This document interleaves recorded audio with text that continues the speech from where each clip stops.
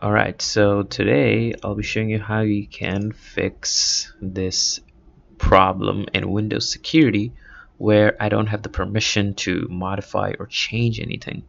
So let's say I want to go and turn off this real-time protection. It won't let me. And even if I want to, and let's say I want to go to exclusions, it says you don't have the proper permission to view this page. So there's a way to fix this with regedit.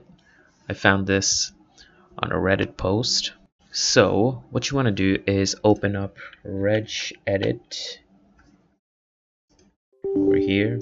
So you want to navigate to HKey local machine, then system, then current control set, then control, and then you want to find this called MUI. So over here you want to create a new key by right clicking new key and typing string cache settings. Then under this, add a new D word, 32-bit, and name it string cache generation.